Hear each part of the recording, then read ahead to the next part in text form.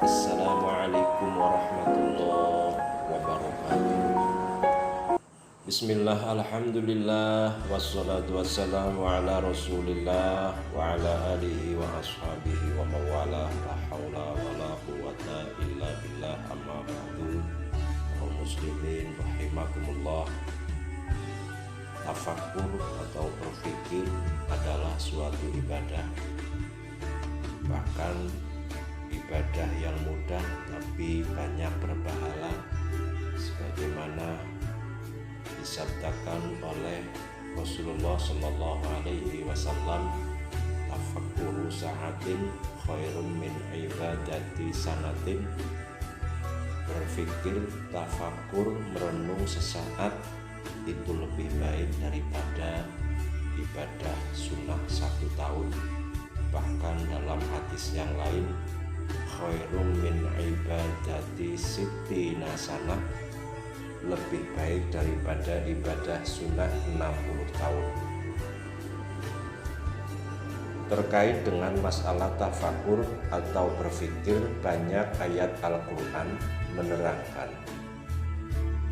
Di antaranya dalam Al-Quran surat Ali Imran ayat 190, Allah subhanahu wa ta'ala berfirman, a'udzubillahi minasyaitonir rajim, alladzina yadhkurunallaha qiyaman wa qu'udan wa 'ala junubihim wa yatafakkaruna fi khalqis samawati wal ardh. Mereka adalah orang yang berzikir kepada Allah dalam keadaan berdiri, dalam keadaan duduk, maupun dalam keadaan berbaring. Mereka merenungkan penciptaan langit dan bumi. Terkait dengan ayat ini, Asy-Syaikh An-Nawawi Al-Bantani mengatakan bahwa para ulama sepakat, para ulama mengatakan ada beberapa jenis tafakur yang secara garis besar dibagi menjadi 5 jenis. Qala jumhurul ulama at-tafakkur ala khamsati awjah. Mayoritas ulama mengatakan, menyebut bahwa tafakur, berpikir, merenung itu ada 5 jenis. Hal ini dijelaskan dalam kitab Kasyifatus Sajjad karangan Asy-Syaikh Nawawi Al-Bantani Al-Jawi halaman 6. Adapun 5 jenis tafakur yang dikutip oleh Asy-Syaikh Nawawi Al-Bantani dari mayoritas ulama adalah: yang pertama, tafakur dalam rangka merenungi ayat-ayat Allah Subhanahu wa ta'ala. Sebagaimana kita ketika melihat luasnya samudra, melihat gelombang air laut, merasakan asinnya air laut, kita berpikir bahwa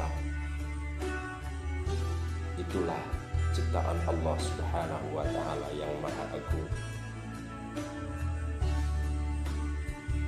Berpikir tentang ayat-ayat Allah ini akan melahirkan pada diri seseorang untuk mengagungkan Allah Subhanahu wa ta'ala. Karena apa? Karena diri kita ini juga adalah salah satu ciptaan Allah. Kita manusia tidak punya daya apa-apa di hadapan Allah, sehingga menjadikan diri seseorang menjadi tawadhu, menjadi rendah hati, tidak pernah sombong, terlebih lagi kepada Allah Subhanahu wa ta'ala. Jenis tafakur yang kedua adalah tafakur dalam rangka merenungi nikmat-nikmat Allah Subhanahu wa ta'ala. Banyak sekali nikmat yang telah Allah berikan kepada kita. bahkan kita tidak akan mampu menghitung nikmat-nikmat Allah yang telah diberikan kepada kita. Sebagaimana dijelaskan dalam Al-Quran, Bismillahirrahmanirrahim, wa in ta'uddu ni'matallah la tuhsuha. Seandainya kamu semua menghitung-hitung nikmat Allah, tentu kalian semua tidak akan mampu menghitungnya. Cobalah kita merenung, berpikir, tafakur atas diri kita sendiri. Mampukah kita menghitung nikmat Allah yang telah diberikan pada diri kita? Allah telah memberikan jasmani kita, rohani kita, bentuk tubuh kita dengan segala kelengkapannya panca indera. Apakah kita sadar bahwa itu semua pemberian Allah Subhanahu wa Ta'ala gratis, tanpa sepeser pun kita membeli? Bahkan diceritakan dalam kitab Irsyadul Ibad, ada seorang hamba ahli ibadah, umurnya 500 tahun beribadah tanpa bermaksiat sedikit pun. Ketika telah mati, ia diperintahkan oleh Allah, ya abdi udkhulil jannati bi rahmati. Wahai hambaku, masuklah engkau ke surgaku dengan rahmatku, dengan kasih sayangku. Lalu hamba itu menjawab, ya Allah, wahai Tuhanku, apakah ibadahku, sholatku, puasaku, hajiku, sedekahku selama 500 tahun ini tidak engkau hitung ya Allah? Kenapa engkau masukkan aku ke surgamu dengan rahmatmu, tidak dengan amalku? Lalu Allah menjawab, wahai hambaku, kalau memang engkau mau membandingkan amalmu yang telah engkau lakukan selama 500 tahun, cobalah kita bandingkan dengan 2 bola mata yang telah aku berikan engkau. Ibadah 500 tahun tidak akan mampu untuk membandingi nikmatku yang berupa 2 biji mata yang telah aku berikan kepadamu. 2 biji mata tidak cukup ditebus dengan ibadah 500 tahun. Coba kita bayangkan, manusia akhir zaman tidak ada yang berumur 500 tahun. Sudah sejauh manakah kita taat melaksanakan perintah Allah, sementara nikmat Allah telah banyak diberikan kepada kita? 2 mata, 2 telinga, anggota badan tubuh kita sempurna, Masya Allah, Subhanallah. Sehingga dengan berpikir nikmat-nikmat Allah akan membuahkan pada diri seseorang untuk mahabbah atau cinta kepada Allah Subhanahu wa Ta'ala.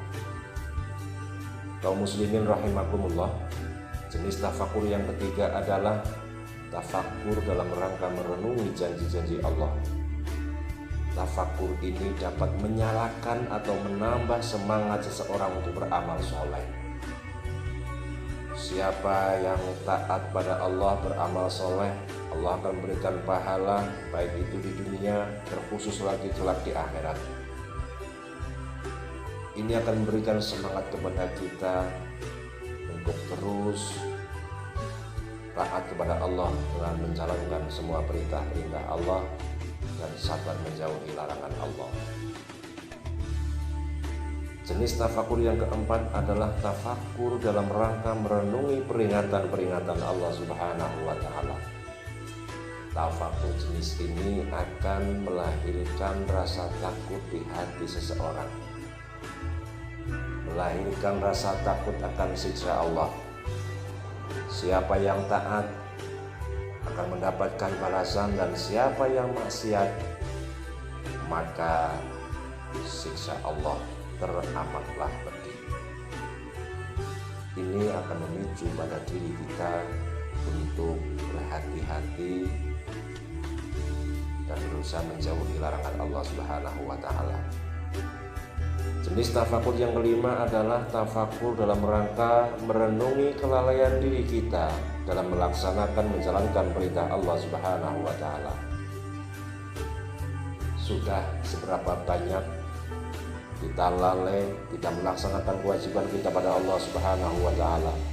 Astagfirullahaladzim.